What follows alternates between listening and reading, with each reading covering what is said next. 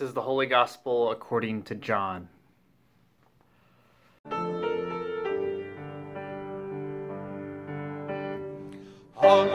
hallelujah, hallelujah. Hallelujah, hallelujah, hallelujah.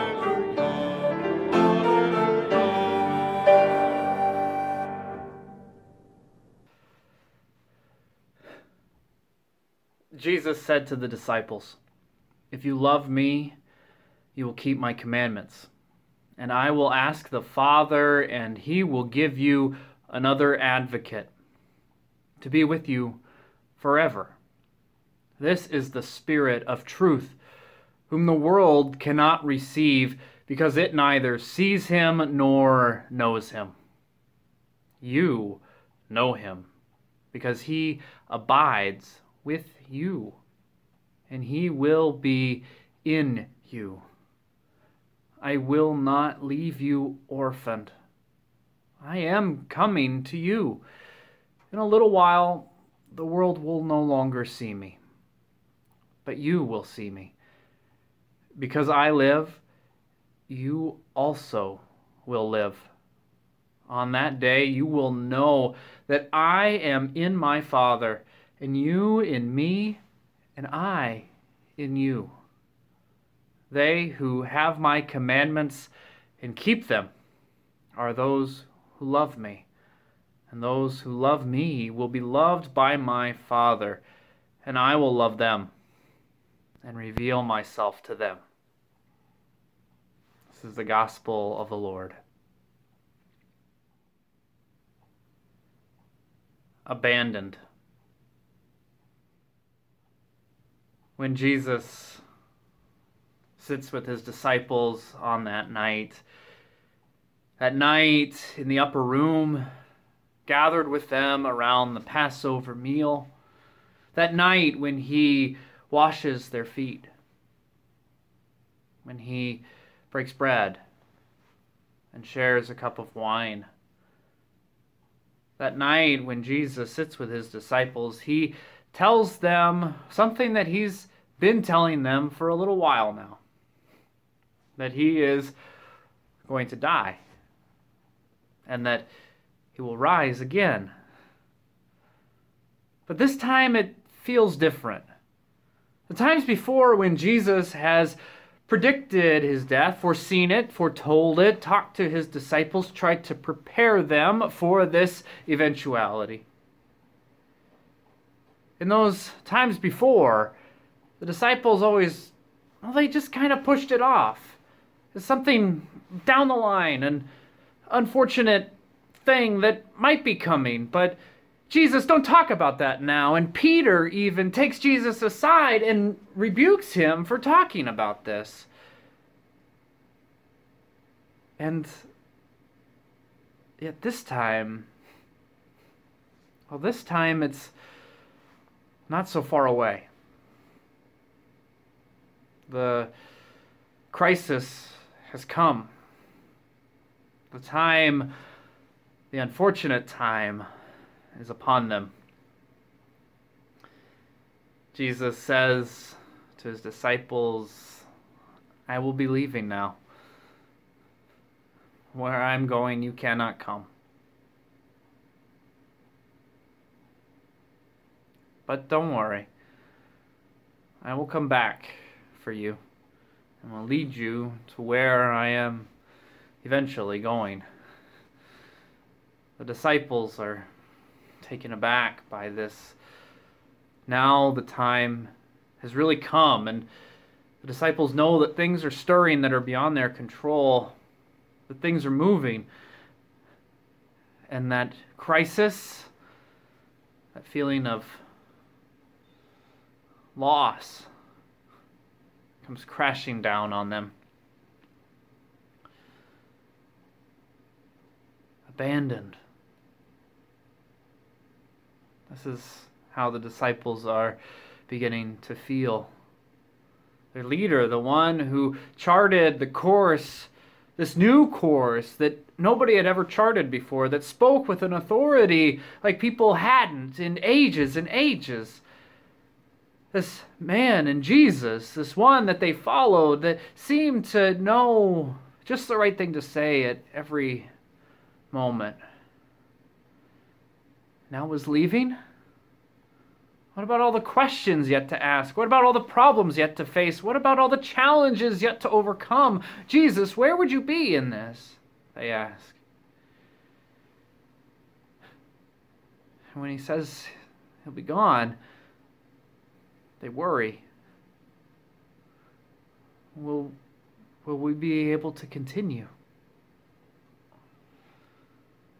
That feeling of abandonment is an unenviable feeling. And it comes upon us in the lowest moments of our lives.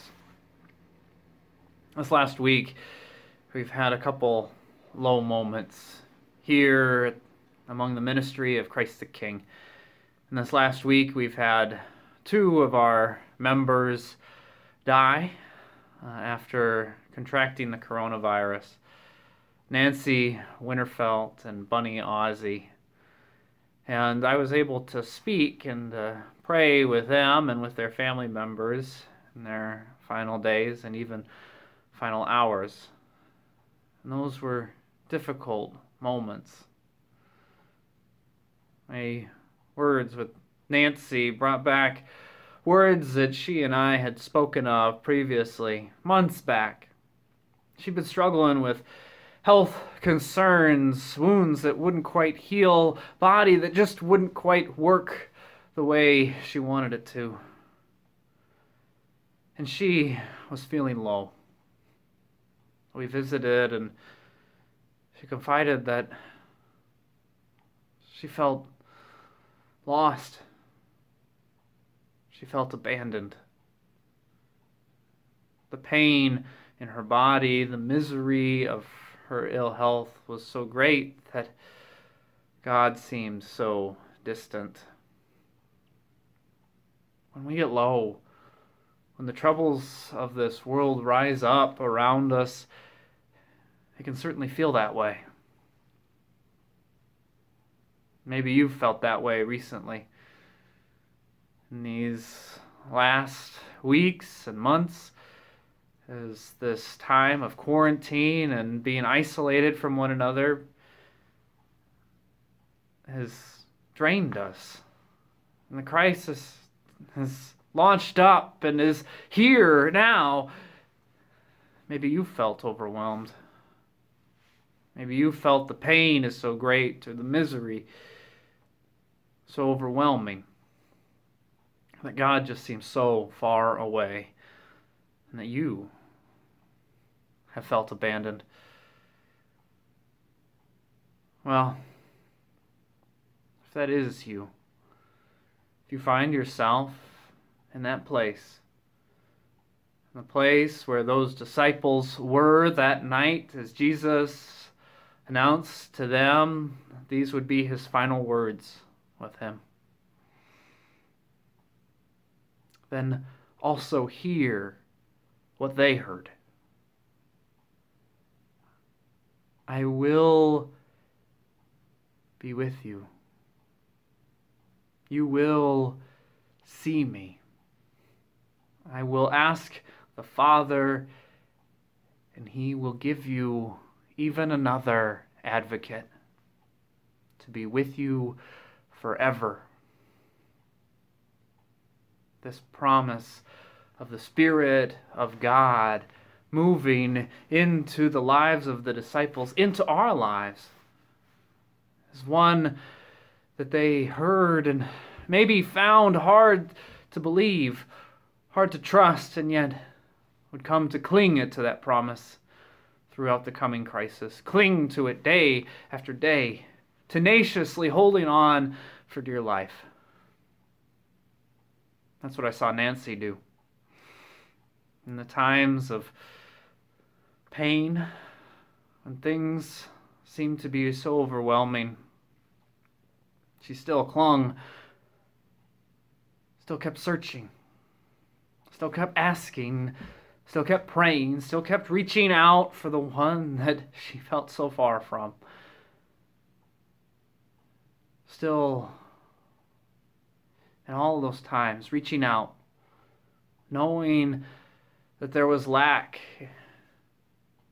and knowing that if she but reached out, that she might just find it. Might just find what it was that she was looking for. When Paul speaks to the Athenians in the book of Acts today, he speaks to them and he says, there is a God whom you even have worshipped, my dear Athenians. I've seen the altar. You've titled it to an unknown God. But this God that you did not know, that you searched for, that you groped for, that sometimes you even touched. Well, let me tell you about that God. It is a God of justice. It is a God of righteousness. It is a God of truth. It is a God of love. It is a God of creation. It is the God that encompasses all in this world. It is the God in which you live and move and have you been. And yes, indeed, you might have even groped for and touched that God in your searchings, because that God is always near at hand, as near as the breath you breathe. Those words that Paul spoke, and the way that Nancy would continue to pray, inspire me in this time when things get overwhelming. Maybe they might just inspire you as well. That when things seem overwhelming, that when the misery is great, when the pain is hard, to continue to reach, to continue to stretch out, to continue to search in the hopes that you just might find. And in those moments of pain, in those moments when it seems hard to go on, to believe and to trust in the voice that you can hear coming from the advocate, the one who says and repeats those words of promise to you, that I will love you and will reveal myself to you. You will be loved. To cling to those words with tenacity, and to diminish and to deny the words of the adversary, the one who accuses, the one who tears down, the one who denies the presence of God, the one who wants to convince you that you are lost, the one who does want to convince you that the pain is too great, the adversary who would come, and Jesus would say, the ruler of this world, who is going to come and whose minions are going to take me. But do not worry, because even in that, all will be according to plan. Jesus reassures that even when the adversary seems to be getting their way, that the advocate will still be there, that God will still be there, working through it to bring us back to right. As we prayed together, both with Nancy and with Bunny, there was a peace and a reassurance, even in the pains of death, that the hope of life was kindled and burned. And that hope carried them from this world into the promises of God. Jesus' words of promise speak to us. Because I live, you also will live. Let us stretch out and reach for that promise of life. Let us never neglect to do so. And in our reaching, in our searching, in our groping, in the midst of this feeling of abandonment, let us find. And let our eyes be opened to see that God, the one being revealed to us in love, has been there all along. God is the one in which we live, in which we move, and in which we have our being. Amen.